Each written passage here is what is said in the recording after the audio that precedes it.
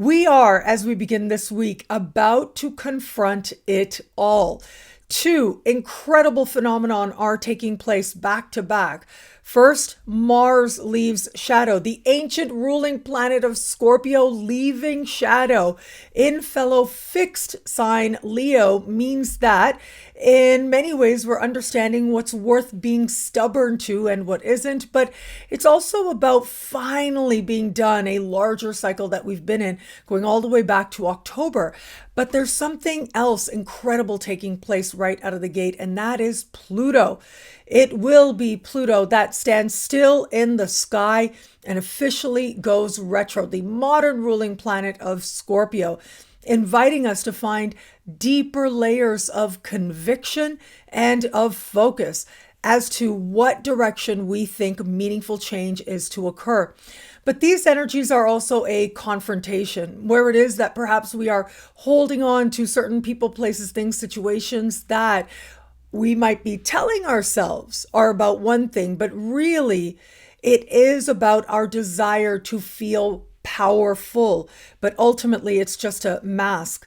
See, the higher vibration of Scorpion energy is about acknowledging that there's so much in life that we are powerless over. Even when it's hard and we wish things were different, well, sometimes by reconciling ourselves to the limits of our power, that really is when we can find a deeper peace. And it is by confronting this dichotomy of the human experience that we might just grow and become something more, whether it is on a perspective of our psychological health or more personally at that. It is as we start this week that we are granted this valuable opportunity to know ourselves more deeply. And in admitting our powerlessness, well, we just might come into a new understanding of just how powerful we can be. Hello, fabulous friends, fans, and superstars. Welcome to your horoscope for the week of May 4, 2025. I am your astrologer, Nadiya Shah. Thank you for being here. Thank you to my sponsor, roseforever.com.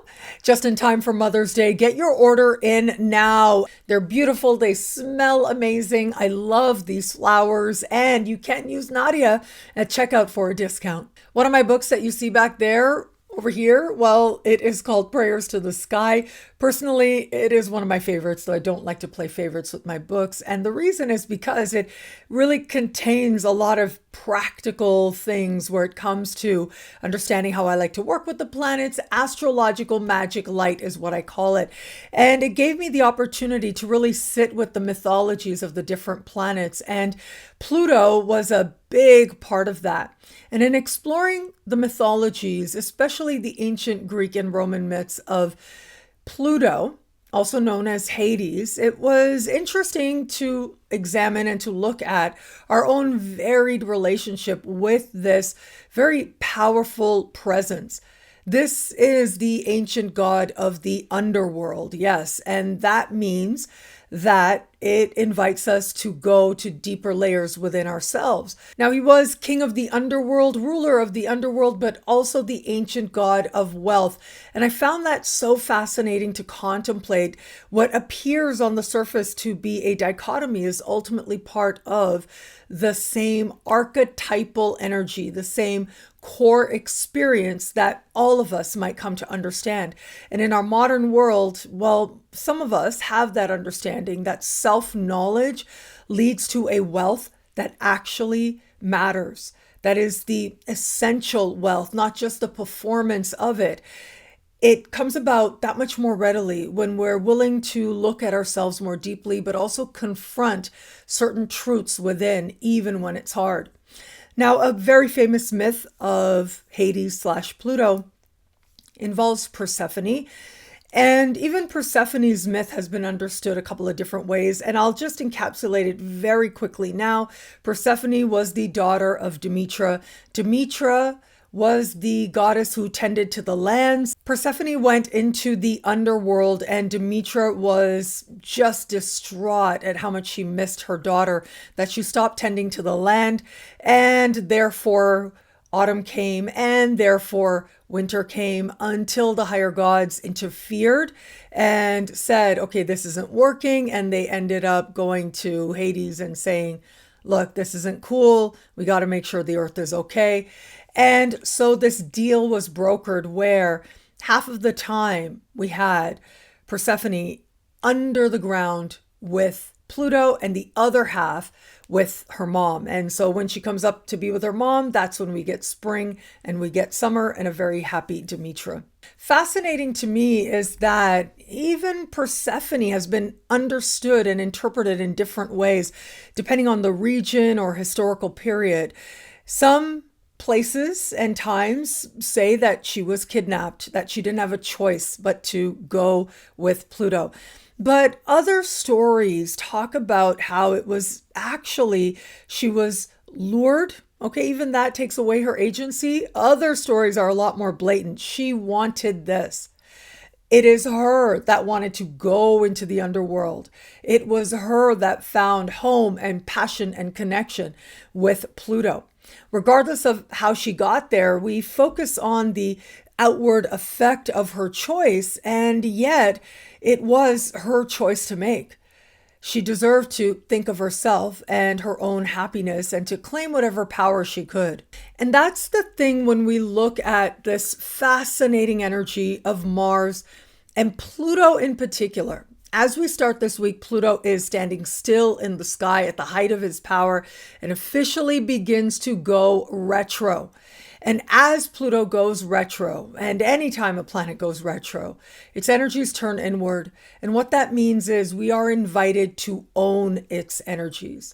We're invited to look at how it is that we're utilizing its energy, how it's showing up in our own lives more personally, but also our part in the collective expression of Plutonian energy is likely to feel that much more. While we are likely to see cultural examples, collective examples, but individually, what we're feeling now is an invitation to understand this Plutonian energy that much more deeply and to take some responsibility for how it is we might access it. Now, all of this is also happening as the moon continues to grow. It will be next week that we will have a full moon in the sign of Scorpio, and that is going to further illuminate our own understandings of how it is that we might tap into this energy, this transformative and truth-oriented vibration to our advantage. But until we get there, and with a week like this, especially right out of the gate, well, tensions just might be running high. What's fascinating to me here is, are we going to take up the invitation to be honest with ourselves about what's really going on and what it is that really needs to heal within us? I had this profound, life-changing experience years ago, almost 20 years ago now, when I was in graduate school at the time, and there was an eclipse, a lunar eclipse, actually, in my sign, conjunct my sun, if I remember correctly. And what happened? Seemingly, on the surface, it might not have seemed as big a deal to those observing, but I'd gone out at the time. I was running like crazy, and I'd gone out for my daily run.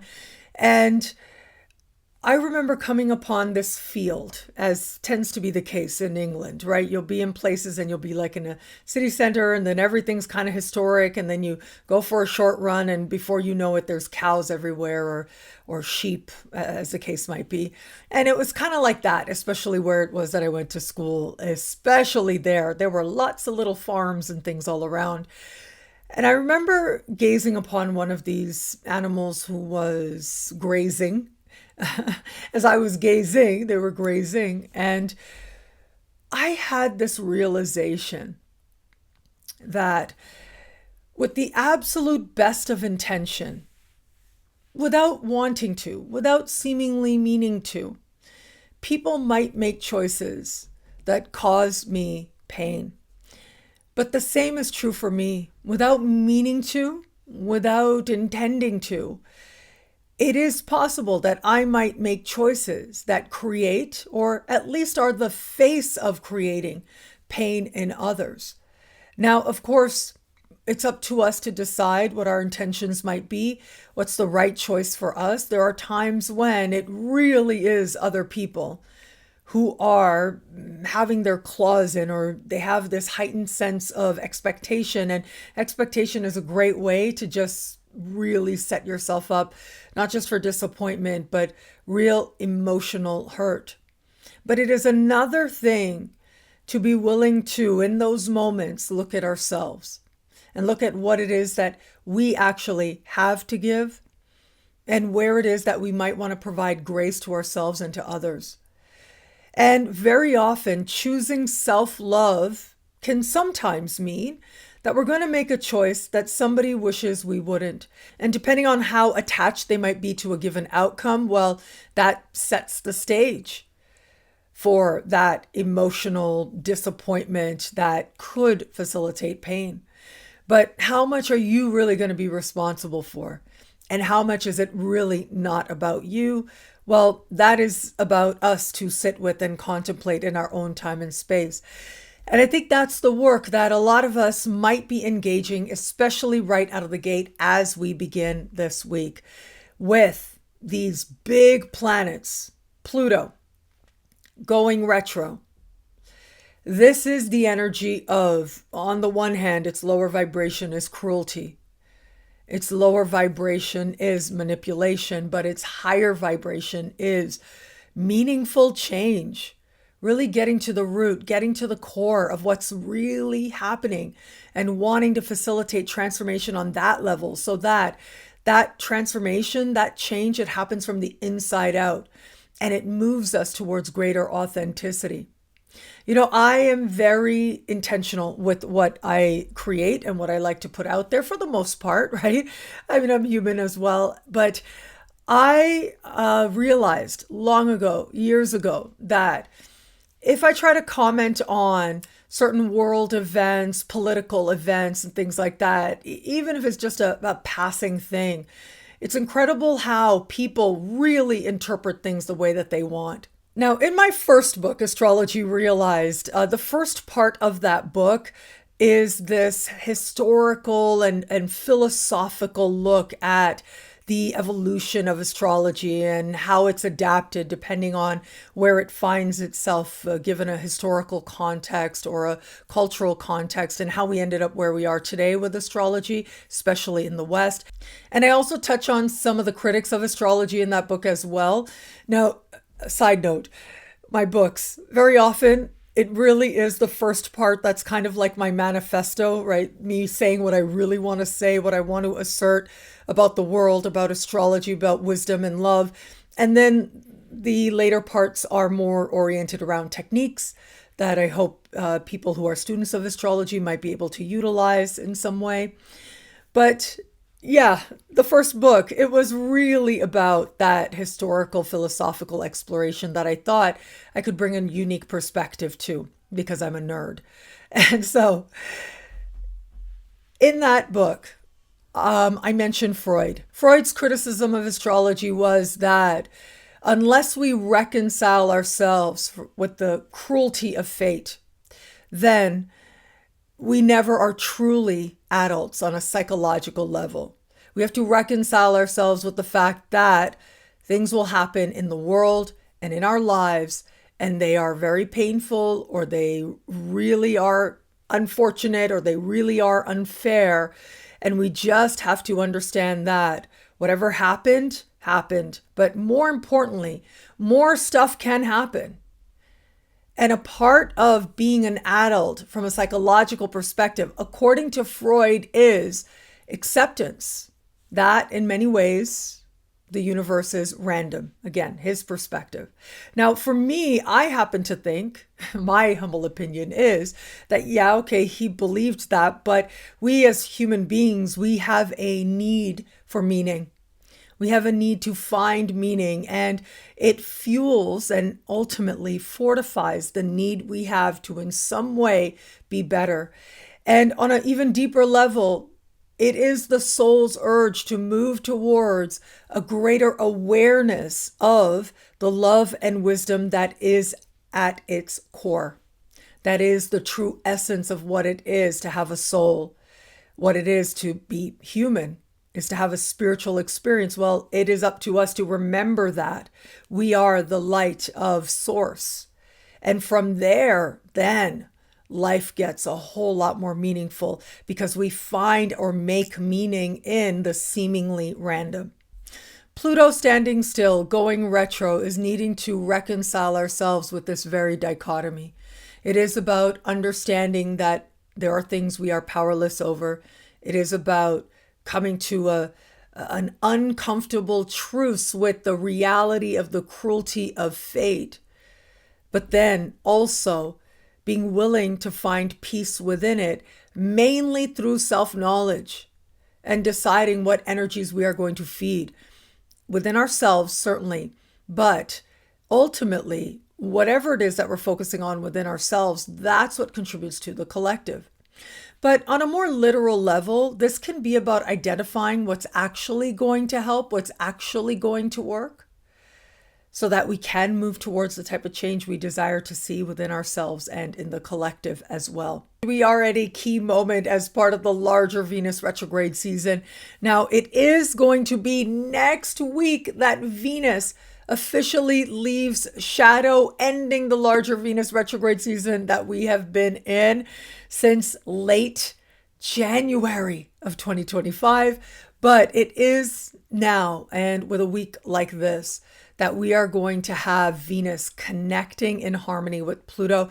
This is the third and final meeting of these two planets, a key characteristic of this time. Now, the first alignment happened all the way back a week into February, and then the second alignment happened on the 21st of March, and now here we are. This third and final alignment is taking place on Tuesday. And whatever happens now might in some way connect us to what it was that was taking place at these other key dates. The thing with a retrograde season is, first, when a planet is moving forward, that's when the ideas and the possibilities show up. And then the planet goes retrograde, and that's when we get another look, sometimes a deeper look, but also a deeper motivation might arise. But it is once we get the third and final connection, depending on the retrograde, depending on the type of connection it might be, well, it's the third and final one that gets us honest about what's actually required. And in this case, with Venus sextile Pluto, what the truth of our desire in every area of life, romantically or otherwise, what the truth of what changing our hearts might actually entail. What is the work involved, and what is our work to do or not? What is our work to take up or not? Well, all of that could look very different now. Now, Venus has spent part of this retrograde season moving through the sign of Aries, and it is here that Venus is far from home. One of her ruling signs is Libra, exactly opposite the sky from Aries. And this is also a Mars-ruled sign. In addition to Mars being the ancient ruling planet of Scorpio, very strong Scorpio vibes in the air this weekend into next week as well. But it is also Aries. Both of these energies end up being activated with Venus in a Mars-ruled sign. And so having Venus connecting with Pluto to me is rather fascinating, because the very nature of Venus is to kind of sit back, to allow, to go with the flow, to accept, to know that one is worthy of good things.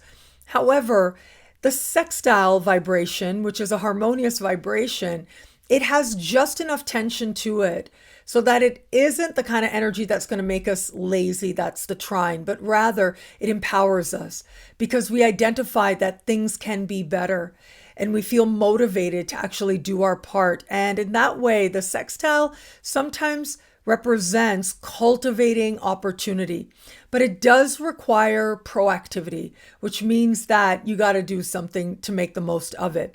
There are certain energies that just kind of show up, they pop up, right? And those are moments that feel fated or karmic in some way. But there are other energies that give us opportunity and say, align your intention and your actions with this, and you have that cosmic support for what it is that you're hoping to have the outcome be. Whatever outcomes we're hoping for might in some way connect to what it was that was taking place back at these key dates I just gave you.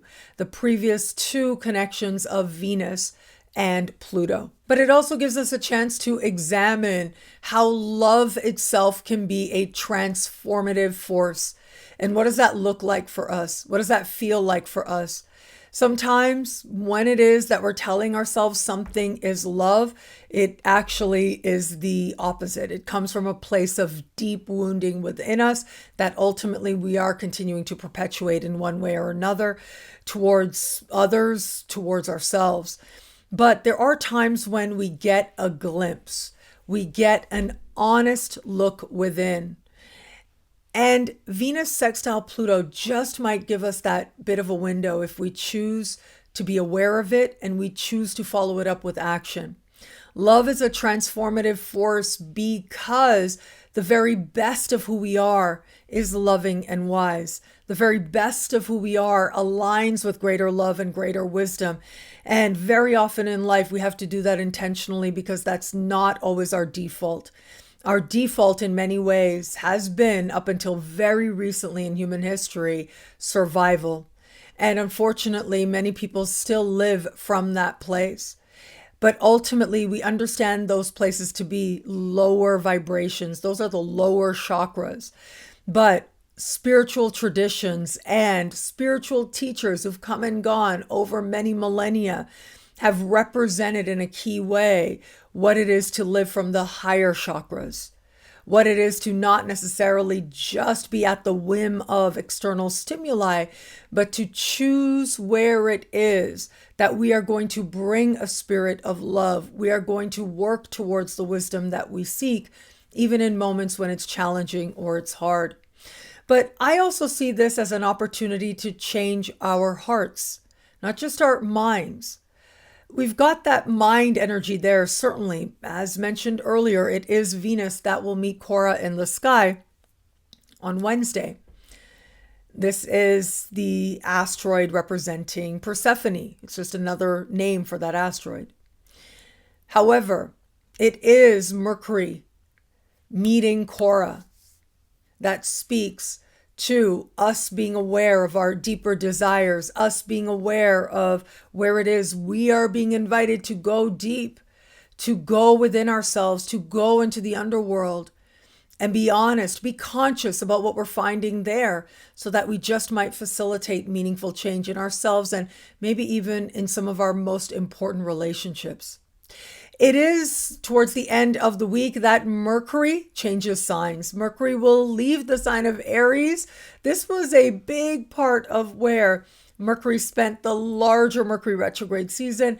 We're not in shadow anymore as we are in this week, but just having Mercury leave the sign of Aries, move into the sign of Taurus, I think is going to in some ways be a sense of some relief. It's going to invite us to feel that much more awakened by and connected to a genuine spirit of what it is that embodiment looks like and how it is that we might bridge mind and body, how it is that we might want to manifest some of our best ideas, the most brilliant ideas.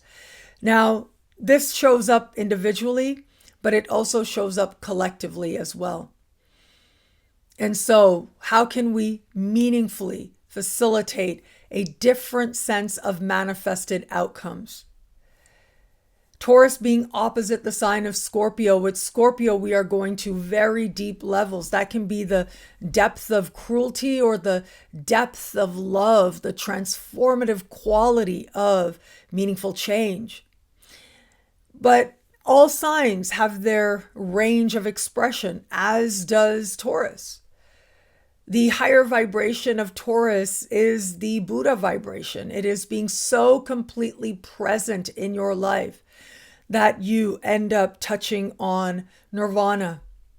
You end up escaping the life, death, rebirth cycle.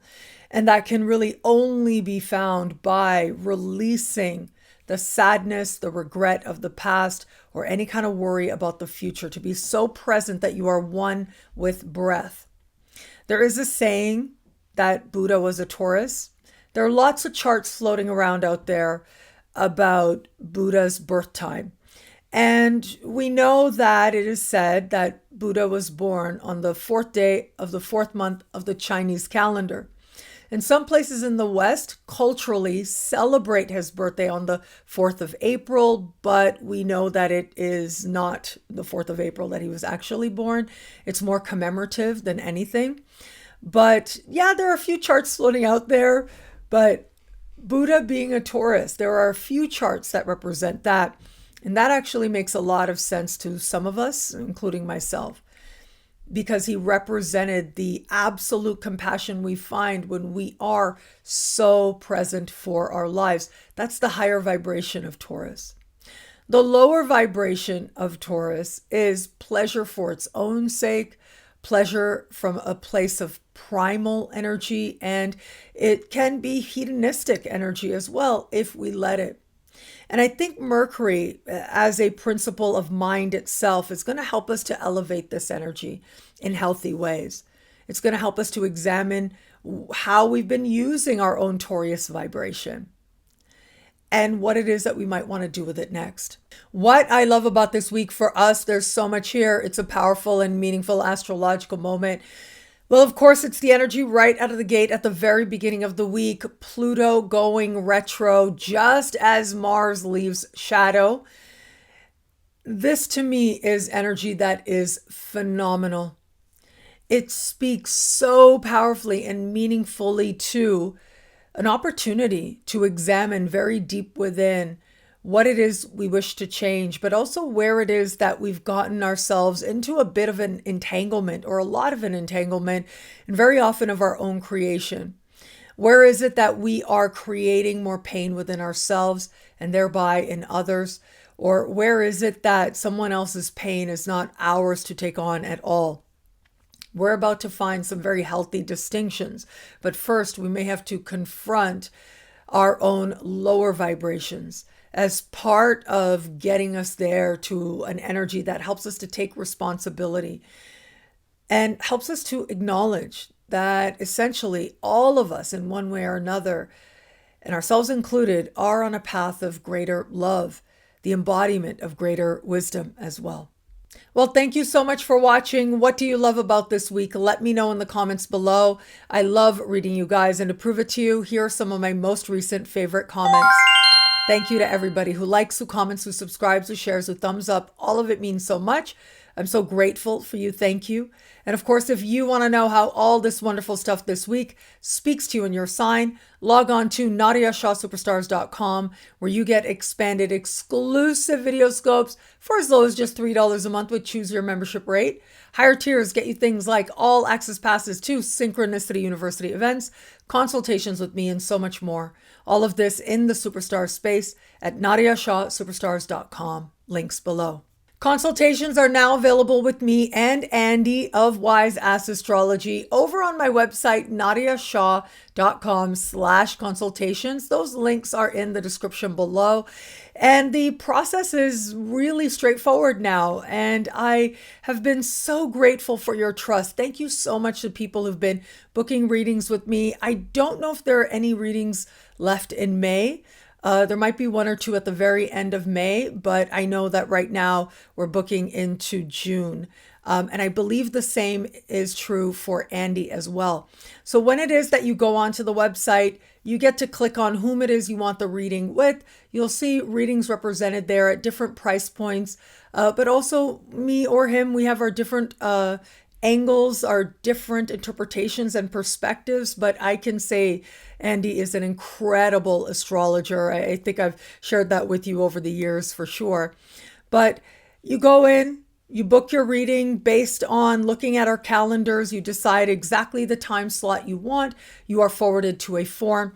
You fill out that form with any background information that you want us to know in advance of the reading. And then once you pay, you are automatically sent a Zoom link.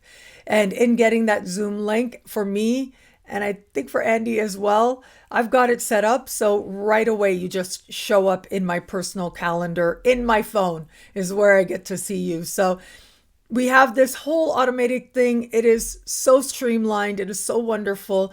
And it has been such a joy getting to know so many of the amazing friends and fans out there, I will say. Thank you for seeing me as some part of your sacred journey. So again, those links are below if it feels right to you to book a reading with me or Andy of Wise Ask Astrology. Well, you'll find all the information and you can make that happen over on my website, links below. And thank you to my amazing sponsor, Rose Forever. Look at that, Rose Forever. I love these. They have the most amazing smell. And I really loved this color. Look at that, so vibrant. And I know you've seen them in the background for the last couple of months. So here they are. I've placed an additional order, so I'm excited to share those with you when they come. But if you know that you want to gift someone Mother's Day roses, these long-lasting, amazing roses, then you really should get your order in right away. I know that there is worldwide shipping as well. Right now, if you order immediately as this week begins, there is a guaranteed by Mother's Day guarantee there. So you might want to check that out. But for all that, gosh, I love these. They're so beautiful. And just thank you to Rose Forever for sponsoring me, for being a continued sponsor. I'm so grateful for it. And thank you. Thank you so much again for watching. Thank you for your trust. I'm so grateful for you. Stay tuned for short horoscopes coming up right now. And I hope you guys have checked out the monthly horoscopes, because in the monthly horoscopes, I did talk about Pluto going retro. I talked about the full moon energy we're going to have next week. I talked about the most shocking day of the year that we're going to have next week as well. So that is a horoscope, the most shocking day of the year, that I think I will save for next week. But for this week, I'm like debating. I haven't even started recording those short horoscopes yet. I think I'm going to do Pluto, because that full moon stuff, you can watch that in your monthly horoscope. So you may want to review that again. Pluto station retro for each sign is coming up right now. You have my gratitude. Thank you. And thank you again. It'll be a great week. Enjoy. We are, as we begin this week, about to confront it all. Two incredible phenomena are taking place back to back. First, Mars leaves shadow, the ancient ruling planet of Scorpio leaving shadow in fellow fixed sign Leo means that in many ways we're understanding what's worth being stubborn to and what isn't, but it's also about finally being done a larger cycle that we've been in, going all the way back to October. But there's something else incredible taking place right out of the gate, and that is Pluto. It will be Pluto that stands still in the sky and officially goes retro, the modern ruling planet of Scorpio, inviting us to find deeper layers of conviction and of focus as to what direction we think meaningful change is to occur. But these energies are also a confrontation, where it is that perhaps we are holding on to certain people, places, things, situations that we might be telling ourselves are about one thing, but really it is about our desire to feel powerful. But ultimately, it's just a mask. See, the higher vibration of Scorpion energy is about acknowledging that there's so much in life that we are powerless over. Even when it's hard and we wish things were different, well, sometimes by reconciling ourselves to the limits of our power, that really is when we can find a deeper peace. Now, what Pluto going retro means for you and your sign depends on your sun, moon, and rising. Take all three into consideration and then synthesize the information to make it unique to you. And of course, lots more horoscopes available over on my YouTube channel, Nadiya_Shah. And of course, in the superstar space at thefutureismagical.com or NadiyaShahSuperstars.com. Aries, friendships, group dynamics. Oh boy, you're about to reach a deeper layer of truth or messiness. Now, the messiness, if that is the truth, then that just might be what shows up now. But it is this energy that helps you to get honest about the nature of given dynamics. This could be professional group endeavors as well. The thing is that groups and people and friendships, especially with Pluto station retro, they tend to have a will of their own. And really what the universe is doing is trying to help you to understand whom has served their purpose, but also whom it is that is true.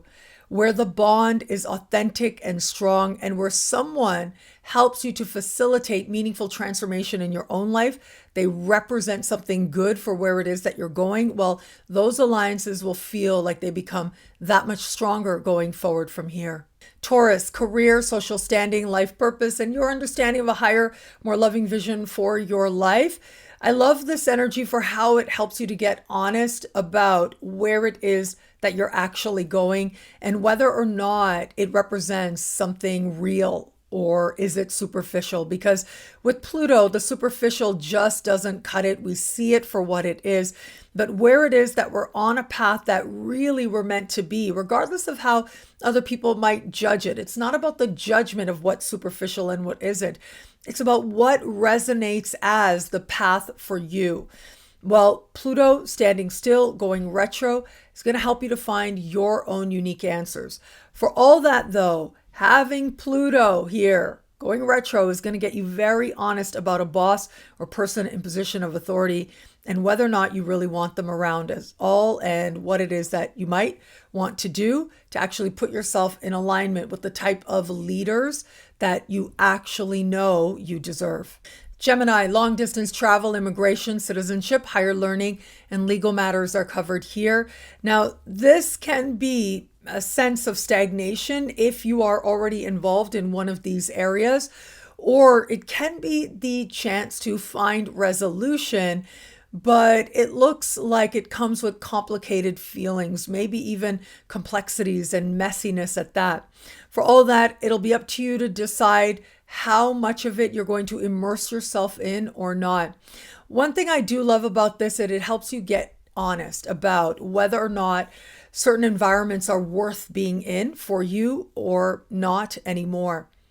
Be mindful as well as how this energy might be showing up in terms of what you believe and what is at the root of certain ideologies that you might have, philosophical, spiritual, or otherwise. When faith is healthy, it questions itself. When faith is healthy, it wanes.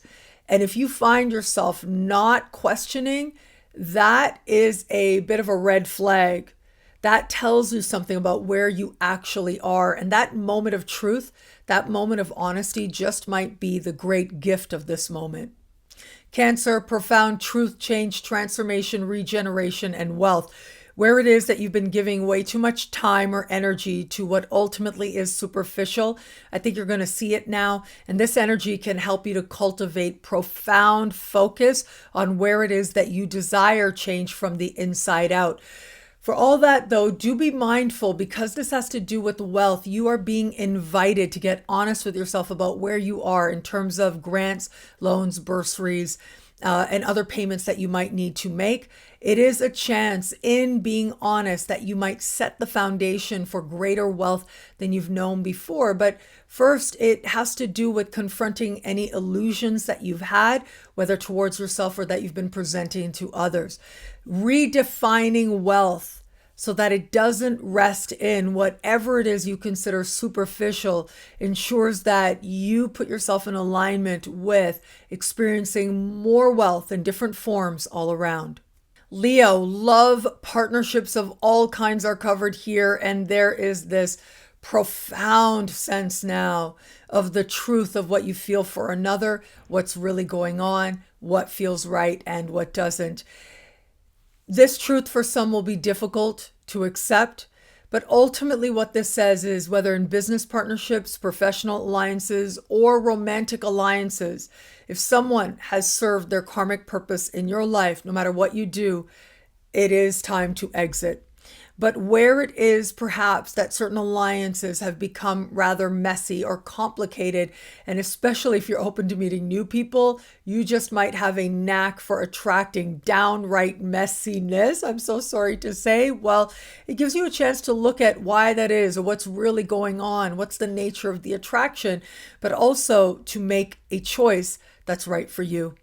Virgo, clients, customers, coworkers, these people in particular right about now, you're about to see some hidden dynamics playing out. Where are they manipulative? Where is it that perhaps they haven't been very fair, what's been going on behind the scenes. I think a lot of that is going to become a lot more evident, and you get to figure out what it is you want to do about it. For all that, though, it can be a moment like this that invites you to look at and be honest with yourself about how you're actually living. What changes do you want to experience in a real way where it comes to your habits, your rituals? How are you going to bring the sacred into your smallest moments as you move through your life? Or just what is it that you really believe about taking the best of care of you? In your honesty, you find a deeper motivation towards meaningful change. Libra, flirtations, romance that are downright messy, I have to say. And I'm sorry to say, but yeah, you might just have a knack for attracting people who are complex or complicated in some way, and it's evident almost immediately. But for all that, this energy does give you a chance to get honest on another level with what it is you're really wanting in every area of life. What is it that creatively is calling you forward, and how is it that you're going to tap into it, to acknowledge it, to nurture it in a meaningful way? It is now that you get a chance to align with the voice of your heart, and from there, you just might find a deeper source of power that you didn't expect, but is so welcome as it shows up. Scorpio, home, the past, the living situation, and your family of origin. To me, this represents wanting to close the door, maybe nurture your own idea or something you're really wanting to do, or just feeling a need to isolate. Now, your answers are going to be uniquely your own, but understand that there's so much that is taking place now in terms of your own relationship with your past, with your home, and also feeling more at home within your body and within your own skin. If it is that you have a home-based business or work with homes, this could be a time when you are bordering on obsession with the gains that you hope to make. There are healthy ways to tap into that energy. Sagittarius, siblings, cousins, neighbors. These people now might have a lot going on. It could feel as if they need you. There's something going on in their lives and it feels overwhelming to them. But it's also possible that it's about the relationship between you and one of these key people now, where it's been fraught, where there's been messiness, all of that could stir.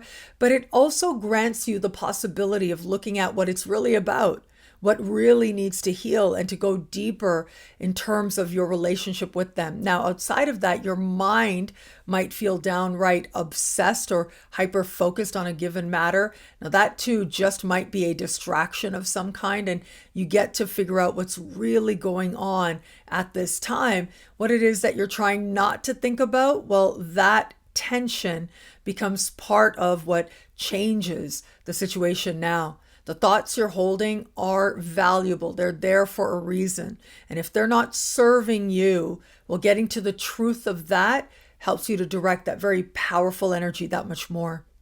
Capricorn, money you earn, money you spend, self-love, self-esteem. And this can have you being very focused on creating more prosperity, maybe implementing certain ideas. This could have you feeling as if you're pouring all of yourself in a given direction where it comes to magnifying meaningful abundance in your life. But this can also be an awareness around where it is you desire to make certain purchases. Now, your answers are going to be uniquely your own, but remember, when we have such strong financial energy, the money you need is there. And that's the thing. This energy, this larger 20-year transit, is about helping you to align with greater prosperity than you've known before. It has different manifestations and a whole other definition. What that could be for you is starting a journey within where your unique answers become that much more available to be acknowledged, to be nurtured, and to be magnified. Aquarius, identity, who you know yourself to be, and priorities. All of that is going to stir. Getting really honest with yourself about where it is you've been dilly-dallying. You've been scattering your energies towards stuff that doesn't even matter. And instead, now you're going to hone in, really focus in through your self-honesty as to the direction you desire to go, the changes you wish to experience. Some of those changes are going to feel overpowering. Others are going to feel empowering as you decide on your direction. As long as you keep the focus on whom it is that you are and what it is that is within your agency, well, this can be a time of tremendous focus that makes great change possible. Pisces, soul, psyche, spirit, a lot is stirring within you now, and you get to decide what you're going to do with it sometimes, because this can be a lot working out within. For some, it's going to be a more conscious process than others. Now, this could also be closures that take place. Whether or not they feel fortunate, whether or not they feel good, ultimately it's like these exits, these karmic closures, their time has come. Embrace them, because ultimately they're helping you to create space for greater power and a greater sense of what it is that really matters showing up in your life. Thank you again for watching. It'll be a great week. Enjoy.